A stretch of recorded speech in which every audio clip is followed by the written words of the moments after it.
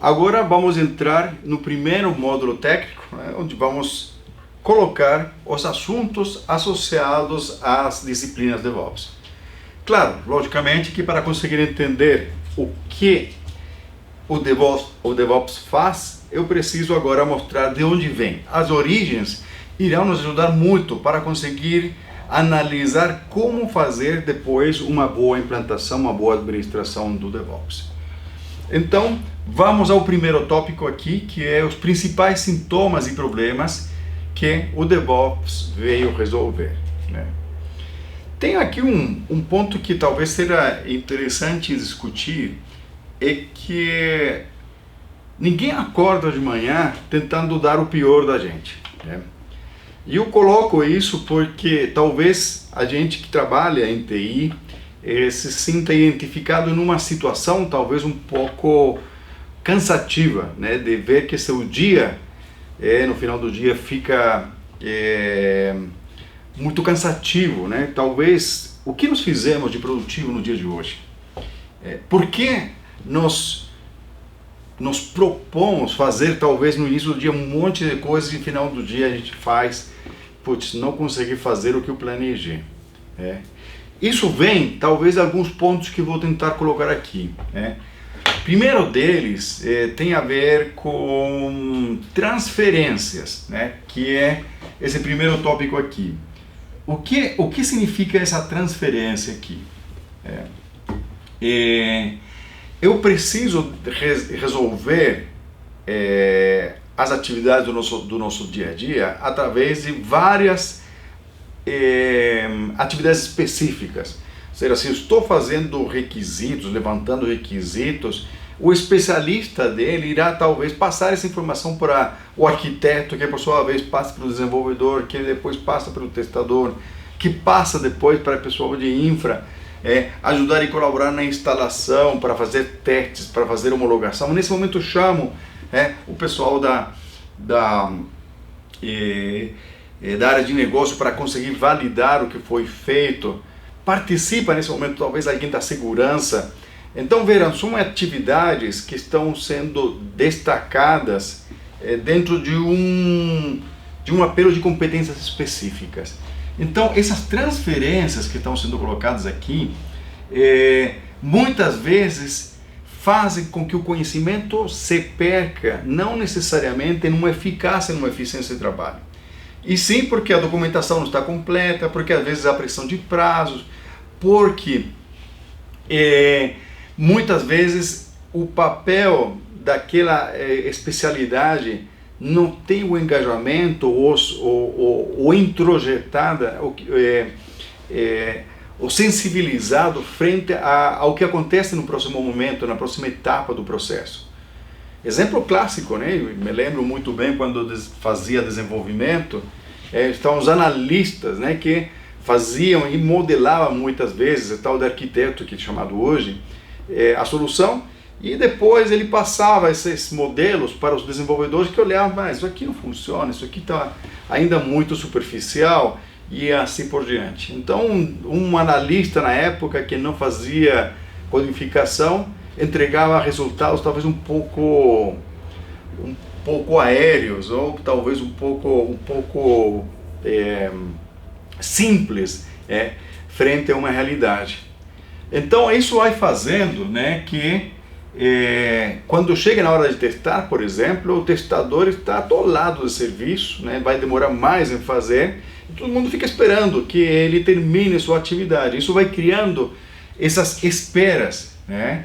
A qualidade começa a ficar comprometida. Por que a qualidade começa a ficar comprometida? Por quê? Porque eu não tenho uma sensibilidade muito clara frente ao impacto do meu trabalho. Se eu faço um requisito não muito bem detalhado, ou o desenvolvedor faz uma tela, ou faz um serviço, né, uma implementação não tão refinada, os impactos serão vistos uma vez que está em produção.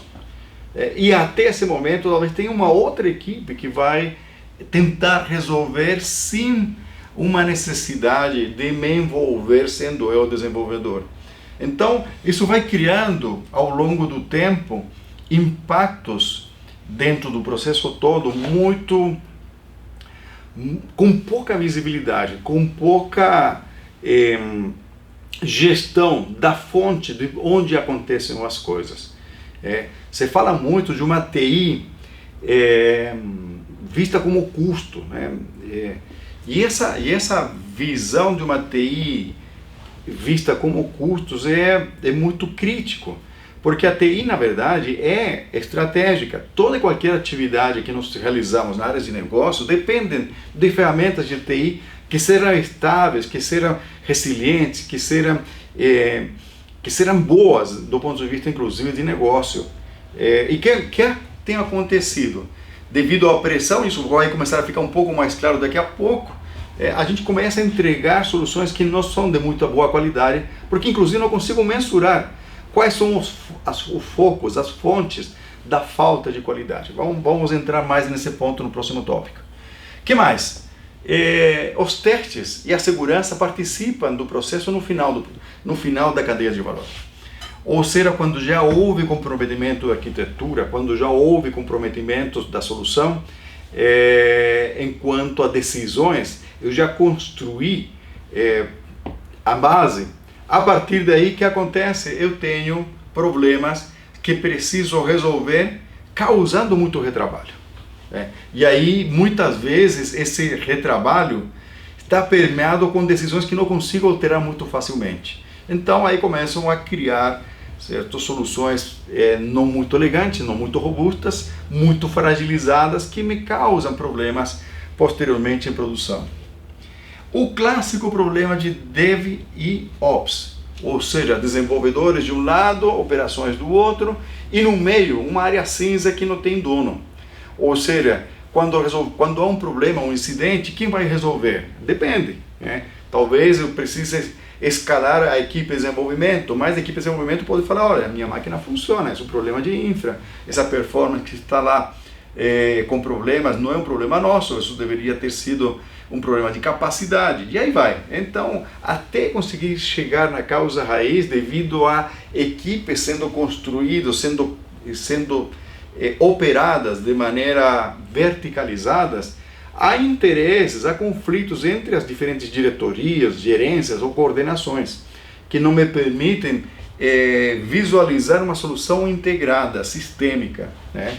E isso vai causando, daqui a pouco até eu vou comentar, esse tal de muro da confusão, que é o clássico, entre essa visualização. Só eu chego até aí, e aí eu passo em cima do muro a solução para o outro, que são as implantações, as releases. O que mais? Esperas. Eu sei que esperas não são claramente mensuradas, mas quando tem um processo na qual eu estou fazendo testes e em gargala, ou seja, o pessoal começa a demorar muito em testar, enquanto encontra uma falha, volta para a equipe de desenvolvimento corrigir, e nesse processo já se passaram às vezes semanas, muitas vezes meses. E aqui, se a gente pensa que nós que trabalhamos com atividades que são intelectuais, eu não lembro o que fiz ontem. Imagina lembrar de 3 meses atrás, quando construímos a release que está sendo testada nesse processo. Muita coisa foi construída em cima disso. Então já o código, a solução que foi projetada nessa release já sofreu mudanças que não são fáceis de mensurar, de olhar, de retomar, causando logicamente esperas, processos longos. Porque as mudanças demoram cada vez mais em serem implantadas, porque o código demora mais em absorver código novo, porque demorou mais também em corrigir uma falha. Tudo isso vai fazer com que toda a cadeia de valor fique comprometida, Quando eu comentei sobre essa questão do nós como profissionais chegando ao trabalho e saindo esgotados no final do dia, muitas vezes nós fazemos horas extras, trabalhamos final de semana para corrigir. Cada vez que acontece uma mudança, é um plantão de gente, um exército de gente tentando sustentar a solução que está sendo colocada. Isso tudo vai causando problemas em produção. Isso vai causando problemas na qual a entrega de valor, que é o que está esperando o negócio, começa a ficar comprometido. Ou seja, o negócio, o lugar onde nós estamos trabalhando, que poderá ser se somos uma TI interna ou eventualmente clientes, começam a sentir, certo, resultados que estão muito aquém, né, dos objetivos da organização. Nós queremos criar fidelidade com nossos clientes, nós queremos ter estabilidade, nós queremos ter rápidas respostas, e o processo como está construído, como foi organizado esse conjunto de pessoas para trabalhar nisso, vão criando problemas que não são fáceis de enxergar. Claramente, aí eu tenho uma TI vista como custo. E uma TI vista como custo, muitas vezes nós temos até diretores de finanças, da área financeira, fazendo a gestão, fazendo a coordenação dessas áreas, logicamente que vai olhar números e a partir daí os investimentos de curto prazo começam a comprometer os de longo prazo. E aí nós temos grandes problemas na nossa TI. Para conseguir mostrar como isso vai se tornando um problema crônico, é o que os autores aqui, alguns deles chamam de espiral descendente. Espiral descendente por quê? Porque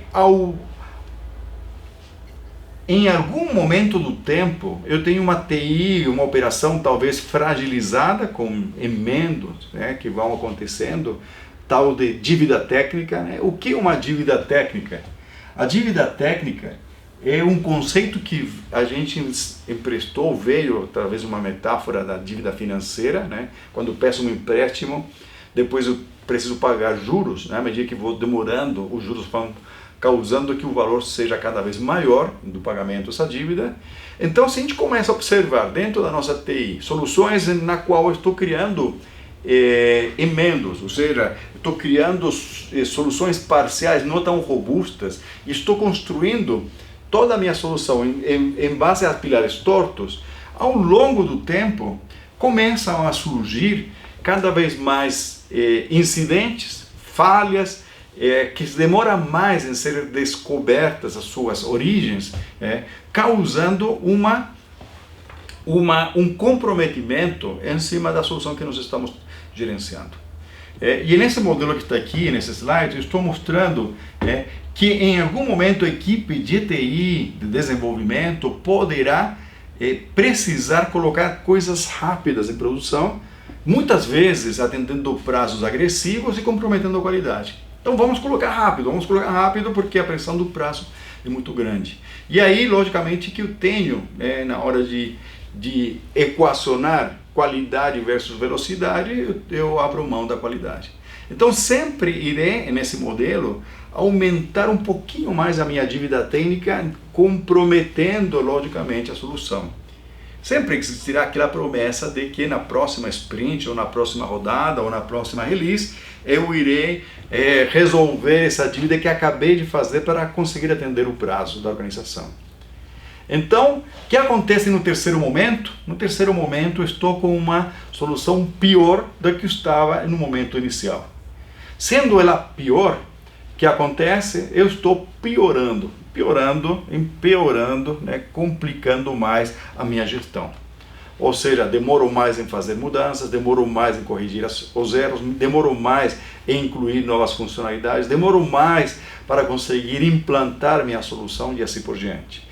Isso aqui se chama espiral descendente. Esse espiral descendente causa alguns problemas, agora, na moral da equipe também. Essa dívida técnica que a gente muitas vezes desprioriza, e vamos lá, se nós temos uma equipe de desenvolvimento focado num PO, Product Owner, que atende o negócio, que promete, funcionalidades ao longo de um roadmap de prazos relativamente fixos, então a organização, a equipe está estruturada em cima de prazos. E a pressão em cima do prazo, devido talvez a interrupções constantes ou a demoras nas respostas, vão comprometendo também a solução, porque eu vou atender prazo, a equipe começa a ficar cada vez mais estressada, e aí eu tenho um problema gravíssimo. Só para entender, a partir da dívida técnica, quais são as fontes, alguns exemplos, né? Definição inicial insuficiente, pressão de negócio, então ver é um ponto importante. Se a organização está focada em cima de prazos agressivos e estressa as equipes para dar resultados a curto prazo, cobrando prazos, mensurando isso, eu estou, na verdade, sendo um dos causadores do problema que eu acabei de colocar. Falta de processos, compreensão, componentes fortemente acoplados, ou seja, ao ter uma parte estraga uma outra que não sabia, porque o efeito colateral começa a ficar não tão visível, certo? Falta de testes, falta de documentação, falta de colaboração, bom, e aí vai, né? Desenvolvimento paralelo, então vai, copia, cola, então vai fazendo coisas aí em forma paralela e as coisas vão criando raízes que me permitem, na hora de depois normalizar, causar alguns problemas. Refatoração atrasada, falta de alinhamento de padrões, e aí vai. Então, tudo isso vai me causar alguns problemas. Esses pontos que estão sendo colocados aqui e precisarão ser desmanchados, né, com o DevOps. E vamos aí, ao longo do curso, comentando como fazer isso.